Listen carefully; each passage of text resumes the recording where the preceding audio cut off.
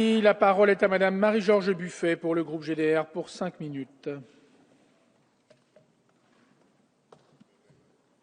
Monsieur le Président, Madame la Ministre, Monsieur le Président, Messieurs les rapporteurs, chers collègues, nous avons malheureusement à débattre pour la deuxième année consécutive d'un budget de la culture en diminution, moins 2% sur l'an passé hors inflation, moins 4,5% en 2 ans, alors que tout aujourd'hui nous appelle à mobiliser les moyens de l'État pour préserver cette exception culturelle qui nous rassemble tous et l'accès du plus grand nombre à la culture que vous prenez, Madame la Ministre.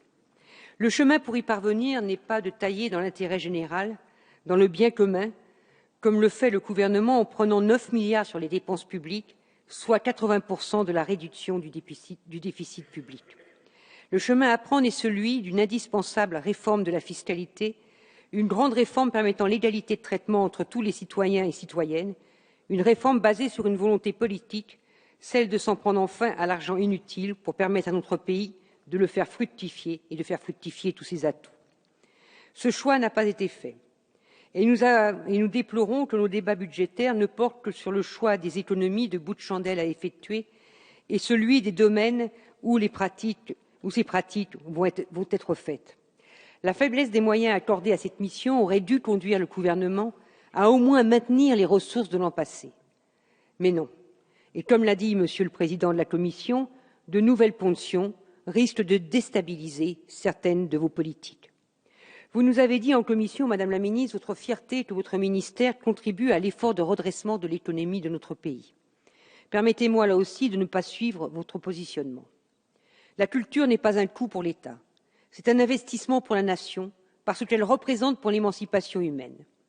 Mais y compris en bonne logique, avec la priorité déclarée du gouvernement pour l'emploi, ce ministère a besoin de moyens, car les pratiques culturelles sont une source d'emploi. Vous l'avez dit, les industries créatives sont reconnues comme des pôles d'excellence et représentent 1,2 million d'emplois.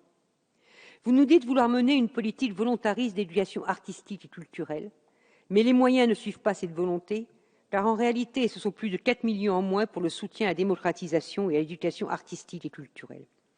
Dans le cadre de votre budget, entre guillemets contraint, vous êtes amené à prendre à l'un pour donner à l'autre entre les lignes budgétaires d'un même programme, entre les 3 programmes, voire entre le PLF recettes et les missions que nous discutons en ce moment. Ainsi, dans le seul programme en augmentation, celui sur la transmission des savoirs et démocratisation de la culture, on retire 6 millions au soutien aux établissements spécialisés que sont les conservatoires de musique ou d'art dramatique. Comment parler d'accès à la culture pour toutes et tous quand on réduit ainsi les moyens à des structures qui accueillent des enfants de tous les territoires? Alors que des conservatoires d'excellence comme ceux d'Aubervilliers, de la Courneuve ou du Blanc-Ménil témoignent de la vitalité de leur appétit culturel. Nous sommes attachés à la diversité culturelle, au soutien aux compagnies, théâtres, studios théâtres sur tout le territoire. Mais à nos yeux, cela ne s'oppose pas aux moyens à donner à nos grandes structures nationales telles que l'Opéra de Paris. De même que l'on ne peut se satisfaire de la ponction opérée sur le fonds de roulement du Centre national du cinéma de 80 millions. Même si dans la partie recettes du budget, il a été répondu favorablement au souhait des salles indépendantes d'une baisse de la TVA sur les places de cinéma. Enfin, vous nous annoncez plusieurs lois pour 2014, celle sur les patrimoines et celle sur la création artistique. Elles sont attendues. Et vous pouvez compter, Madame la Ministre, sur notre implication dans les débats à venir. Mais permettez-moi d'exprimer un souhait partagé par les personnels de ces secteurs, celui de voir des projets de loi qui ne soient pas pilotés en amont par le marqueur de la réduction des dépenses publiques. Enfin, comme l'avait dit le Président de la République lors de la campagne électorale à propos de la culture, les collectivités ne peuvent se substituer à une politique nationale. Je ne suis pas favorable à ce que progressivement l'État s'efface. Je partage ce point de vue, mais si on veut y être fidèle, il faut éviter toute remise en cause du réseau des DRAC dans les lois de décentralisation. J'aurai l'occasion tout à l'heure de vous poser une question sur ce sujet.